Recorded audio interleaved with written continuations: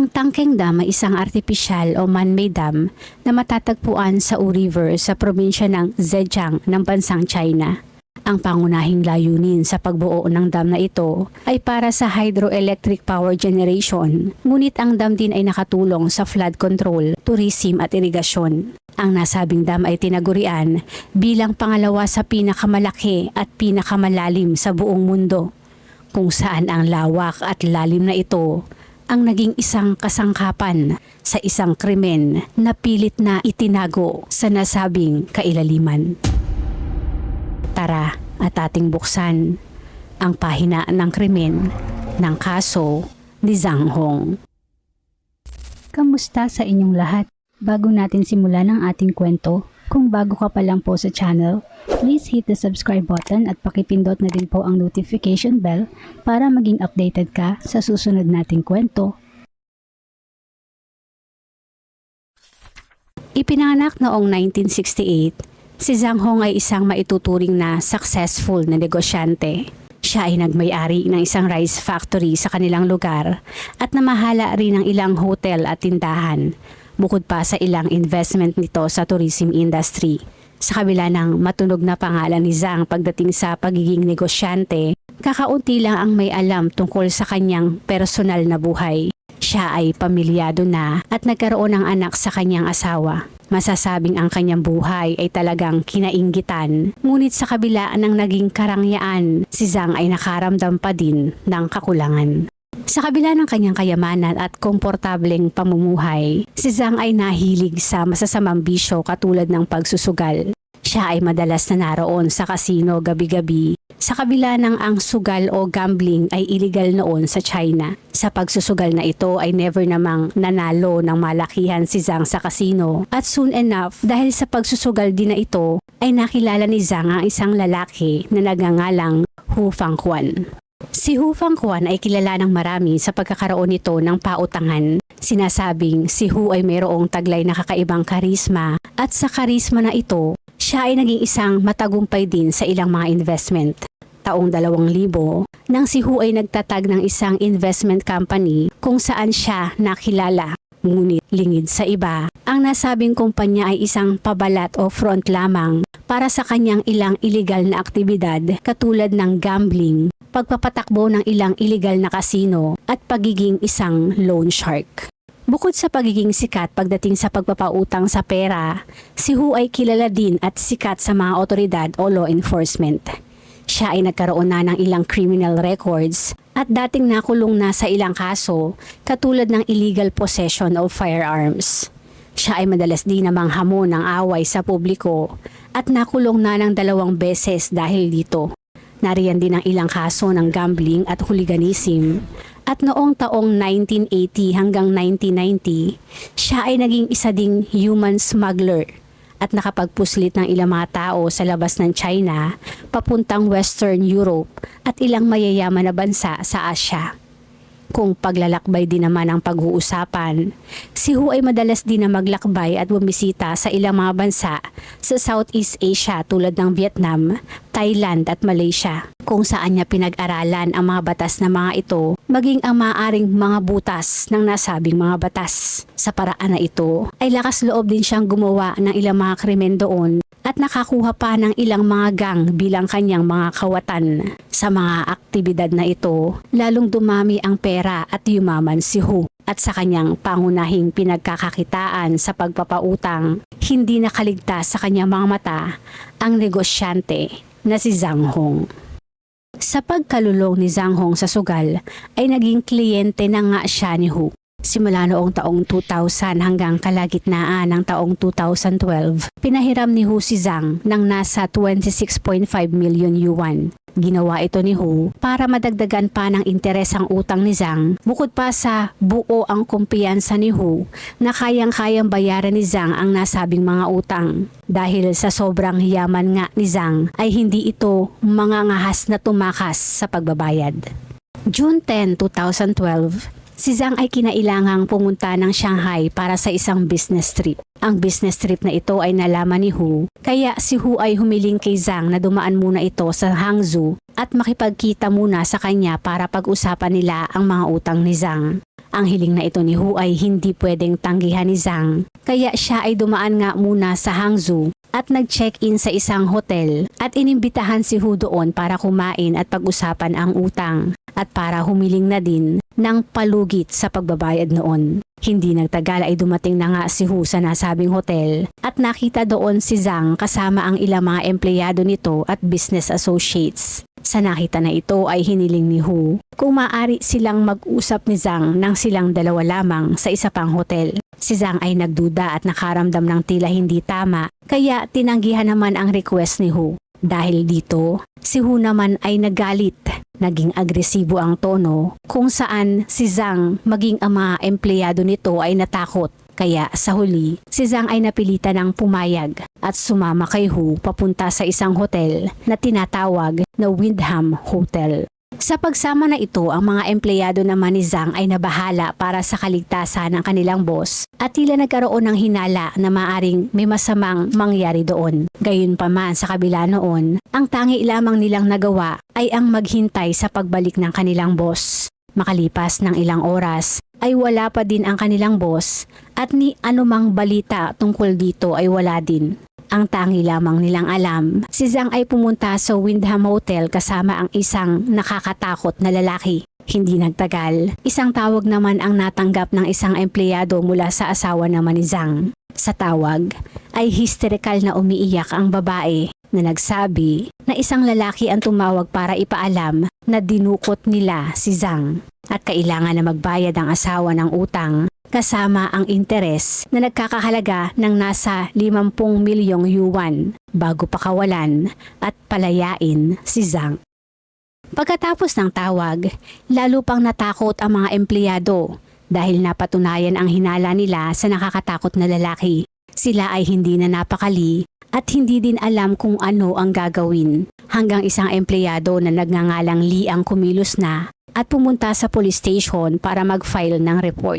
Noong una, hindi masyadong pinansin ng pulis ang kaso dahil inakala nila na ito ay usapin lamang sa pagitan ng isang individual at ng isang private lending company. Ang mga otoridad kasi ay madalas na makakuha ng ganitong mga kaso na kadalasan ay agad din namang nareresolba ng mga tagapamagitan. Ngunit nang ikwinento ni Lee ang tungkol sa tawag na natanggap ng asawa ni Zhang, maging nang inilarawan ni Lee ang lalaking kasama ni Zhang, sa kanila na pagtanto na iyon ay maaaring si Hu, kaya agad na binigyan ng prioridad ang kaso. Isang investigasyon kaagad ang ginawa ng mga otoridad tungkol sa kidnapping at iligal na pagkakakulong ni Zhang at nagpadala ng opisyal sa Windham Hotel. Ang hotel na ito ay isa sa pinakamagandang hotel sa Hangzhou, kaya inisip ng mga pulis na may malawak itong security system at malamang na nakuhanan sa CCTV sina Hu at Zhang. Sila ay humingi ng CCTV footage kung saan ay nakuhanan nga ang dalawa na pumasok sa hotel ng bandang 6:30 ng nakaraang gabi. Makalipas na ang isang oras, mabilis silang umalis sa gusali at sumakay sa isang sasakyan na iba sa sasakyang ginamit nila pagdating. Sa kabila ng effort ng mga otoridad sa kanilang investigasyon, sila ay bigo na makakuha ng anumang clue na makakatulong sa kung saan man naroon si Zhang o maging si Hu. Sa paglipas ng panahon ay ang patuloy naman na pagtawag ng mga kidnapper sa pamilya ni Zhang. Sa bawat tawag ay hinihiling naman ng asawa na makausap si Zhang para marinig ang boses nito at para na din makasiguro na buhay pa ito. Si Zhang naman bagamat maririnig sa boses nito ang paghihirap ay pilit nitong pinapalakas ang loob ng asawa. Dumating ang Agosto at muling nakatanggap ng tawag ang asawa ni Zhang. At sa muling pag-uusap ng mag-asawa ay maririnig na kay Zhang ang matinding paghihirap na nararamdaman at sinabi pa na malapit na itong mamatay at nagmakaawa na siya ay iligtas at bayaran na ang ransom.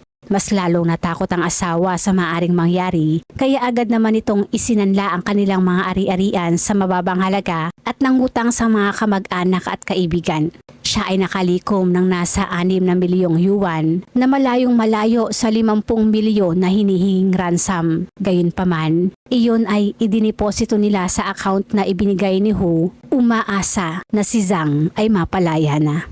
Sa kabilang banda, ang mga otoridad naman ay patuloy sa kanilang investigasyon sa maaaring kinaroroonan ng sospek. Alam ni Hu na siya ay hinahanap ng mga otoridad Kaya ito ay ingat na ingat sa pagtatago at ilang beses na nagpalipat-lipat ng tirahan. Dahil sa walang lead na nakuha ang mga otoridad, sila ay nag-iba ng diskarte at dinilipat ang focus sa maaring mga kasabwat at malalapit nitong kakilala. Hindi nagtagal at natuklasan na ang account kung saan idiniposito noon ang ransom ay pagmamayari naman ng asawa ni Hu na si Liwan. Agosto nang sila ay umaksyon at 2 beses na nagsagawa ng raid kung saan nila inaresto si Liwan at ilang pang mga individual na lalaki. Sa pag-question ay tumanggi si Liwan sa anumang kinalaman sa kidnapping, maging sa anumang kaugnayan kay Hu. At nagpakita pa ng isang divorce certificate na nagsasabing sila ay naghiwalay ni Hu noong Hulyo na ilang araw bago ang kidnapping. Setyembre naman ang muling nag-iba ng person of interest sa mga otoridad, kabilang na dito ang kasalukuyan noong lover ni Hu na si Daimu. Nagsagawa sila ng 24-hour surveillance sa lahat ng sangkot at mahigpit na binantayan ang tirahan ni Daimu. Noong Oktubre naman, si Dai ay bigla na lamang nawala at base sa nakuhang phone records ng mga otoridad, natuklasan na sina Hu at Daimu ay mayroong komunikasyon. Lumabas na sila ay nagplano na tumakas palabas ng bansa at natuklasan na si Hu pala ay nakapuslit na at patungong Europa. Doon naging malinaw na kaya pala hirap na hirap ang mga otoridad sa paghanap sa kanya, iyon ay dahil ito ay wala na sa China. Agad na naglabas ng Interpol Red Notice ang mga otoridad sa paniniwala na si Hu ay papunta nga ng Europa.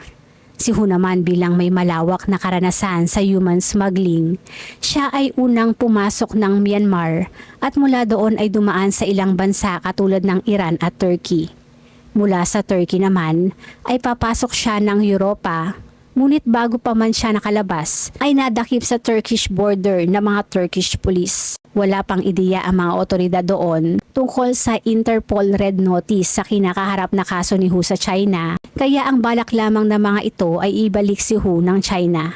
Ngunit nang iyon ay nalaman ni Hu, agad nitong sinabi na siya ay hindi galing ng mainland China, bagkus ay taga Hong Kong, China.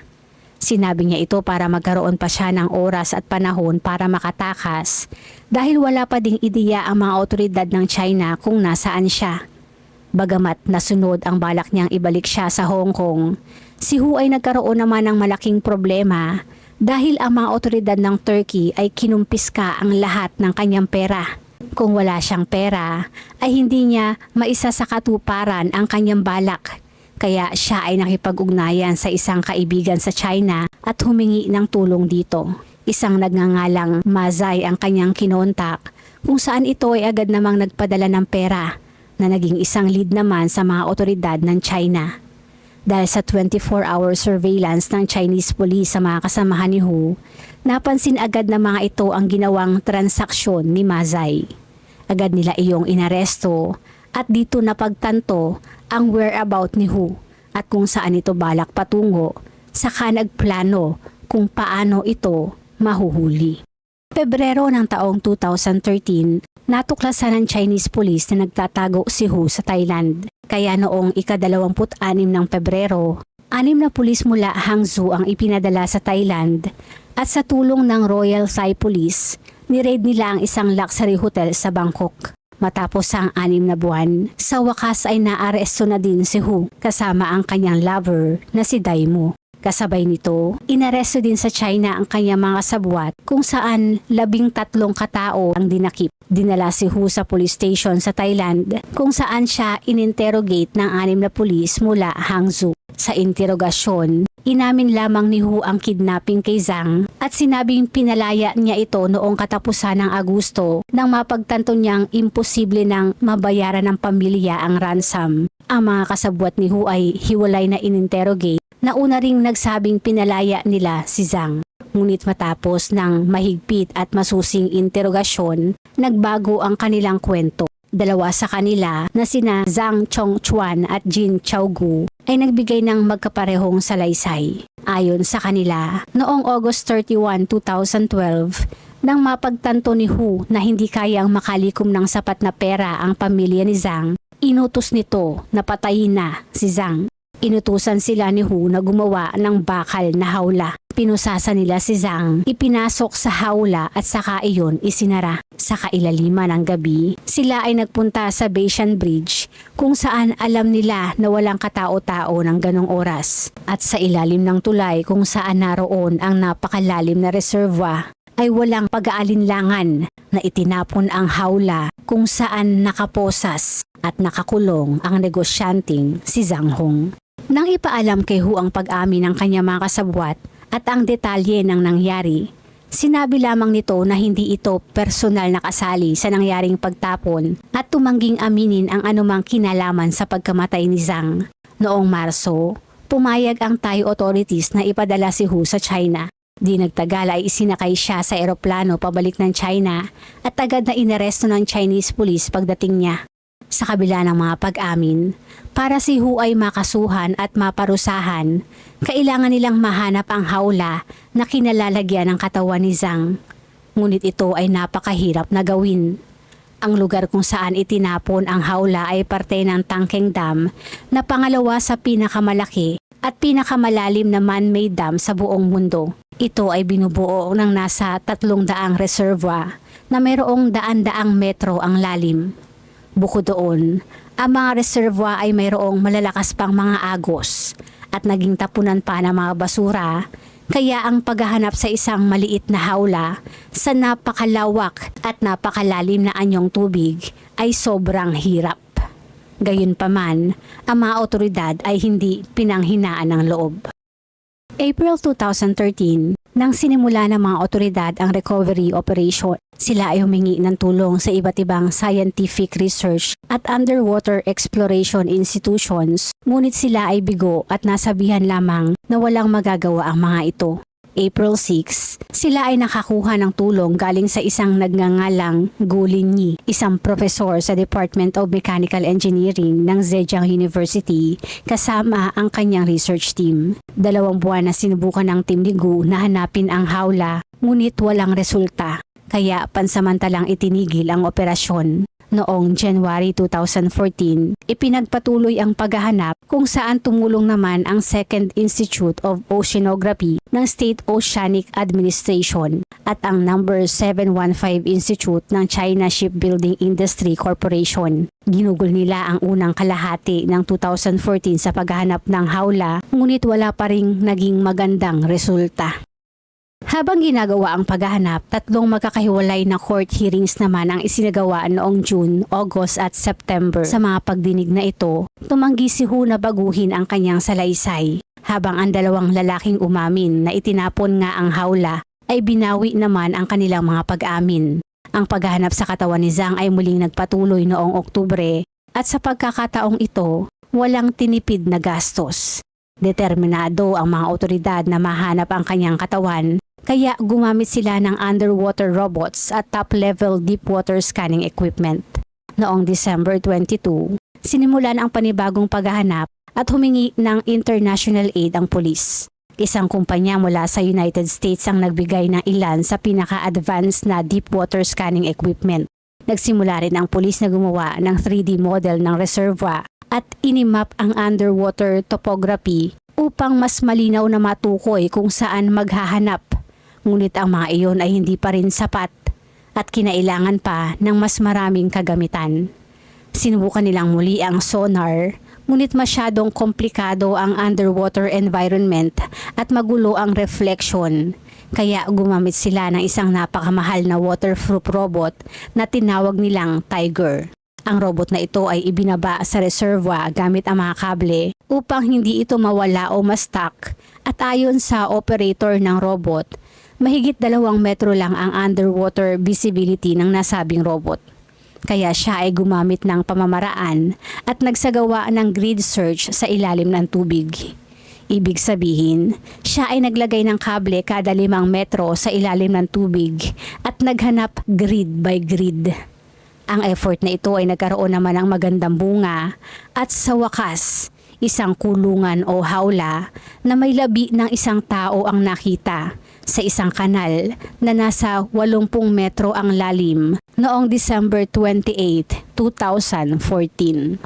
Ngayong alam na kung nasaan ang katawan, maaari na ring simulan ang aktwal na pagkuha sa mga labi. January 5, 2015, nang muli nilang ibinaba ang robot para kumuha ng DNA sample. Kinabukasan naman, January 6, ay sinubukan nilang iahon ang labi. Gamit ang robot, sila ay nagkabit sa hawla ng mga kable para iyon ay iangat. Ang proseso na ito ay mayroon dapat na pag-iingat dahil sa 2.5 taon nang nasa ilalim ng tubig ang labi, ang kulungan maging ang kandado na naroon ay kinalawang at halos masira na. Dahan-dahan nilang hinila ang kulungan o hawla pataas at sa kabutihang palad naman, walang nahulog na anuman at matagumpay nila iyong naiahon sa tubig. Nang suriin ang hawla, ang sukat nito ay nasa 60 by 70 by 70 centimeters. Ang taas ni Zhang ay nasa kulang 2 metro, kaya siya ay tila isang sanggol na nakabaluktot na pinagkasya sa hawla. Isang forensic doctor ang nagsagawa ng autopsy, ngunit dahil sa matinding pagkabulok at sa tagal ng pananatili ng katawan sa reservoir, hindi na natukoy pa ang eksaktong sanhi ng pagkamatay nito. Gamit ang DNA na kinuha gamit ang robot, ay nakumpirma na ang labi sa hawla ay ang nawawalang si Zhang. Bagamat umabot ng mahigit 1.5 taon ng paghahanap, ang pagkatagpo sa labi ni Zhang kahit papaano ay nagbigay ng closure sa kanyang pamilya at mas lalong nagpalakas sa kasong kinakaharap ng sospek na si Hu. Dahil natagpuan na ang katawan ay lumakas ang kaso laban kay Hu. Siya kasama ng 2 pangunahing kasabwat na sina Chong Xuan at Jin ay kinasuhan ng intentional homicide. Nagsimula ang trial noong February 11, 2015 at sa kabila ng matibay at halos hindi na maitatangging ebidensya, itinanggi pa din ni Hu ang lahat ng kinalaman niya at nagplead ng not guilty. Ayon sa kanya, ay sinubukan lamang daw niyang ilipat si Zhang Hong ng ibang lugar at doon sana ililipat sa bahay na kanyang inupahan. Pagdaan doon sa may tulay ay pinalaya niya daw si Zhang at matapos noon ay hindi na niya ito nakita pa. Base sa nakuhang ebidensya at testimonya ng mga umamin, August 31, 2012, nang si Zhang ay binigyan ng huling pagkain bago pinosasan at pilit na ipinasok sa bakal na hawla. Matapos noon ay ipinasok iyon sa trunk ng isang SUV saka dumiretso papuntang reservoir. Ngunit sa kalagitnaan ng biyahe, pumutok ang gulong ng sasakyan. Dahil dito, ang hawla ay tinakpan ng tarpaulin at inilipat sa likod ng isang pick-up truck. Ayon sa isa sa mga kasabwat na si Chong Xuan, pagdating nila sa Baishan Bridge ay tinanggal lamang nito ang tarpaulin at 2 daliri lamang ang humawak doon sa hawla. Inangat ni Hu ang hawla sa railing ng tulay at balak lamang daw na takutin si Zhang at kung papaano nahulog iyon sa tubig ay hindi nito alam. Ayon naman sa isa pang kasabwat na si Jin, inangat ni Hu ang hawla papunta sa railing ng tulay at humingi ng tulong dahil mabigat ito. Bumaba si Jin ng sasakyan, ngunit nakalimutan niyang hilahin ang handbrake kaya dumulas ang sasakyan. Lumingon siya upang pigilan ang kotse at sa sandaling yun ay nakarinig ng malakas na kalabog at lagaslas ng tubig. Dumating ang oras para maglahad ng depensa si Hu at ang pangunahing argumento niya ay hindi raw sinadya ang pagkamatay ni Zhang. Una niyang iginiit na hindi tiyak ang sanhi ng pagkamatay ni Zhang kaya hindi dapat ituring na intentional murder ang nangyari. Ayon sa kanya, kulang ang ebidensya upang patunayan ang paratang at imposibleng matukoy kung patay na ba si Zhang bago pa siya itinapon sa tubig.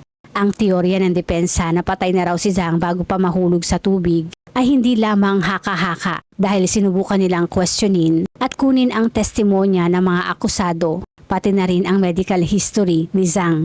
Ilan sa mga kasabwat ang nagsabi na lambuhati nila ang hawla, wala silang narinig na paggalaw, sigaw o anumang tunog mula kay Zhang.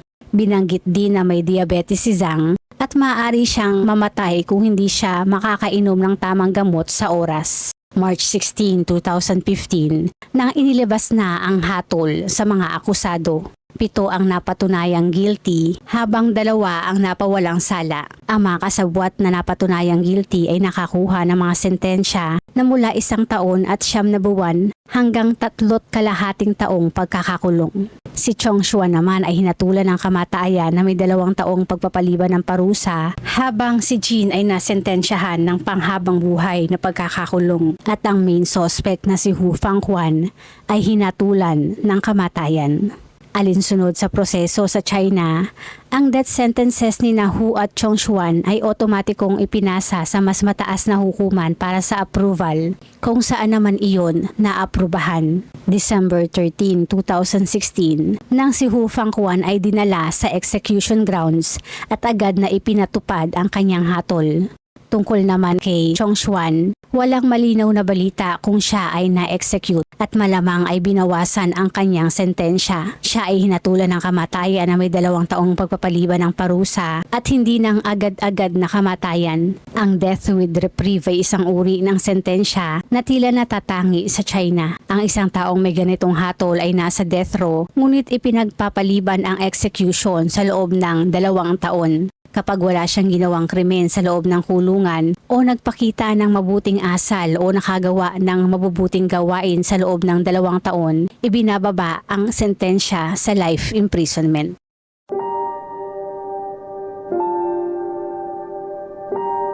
Bago isara ang ating pahina, shoutout po sa ilan sa ating manonood.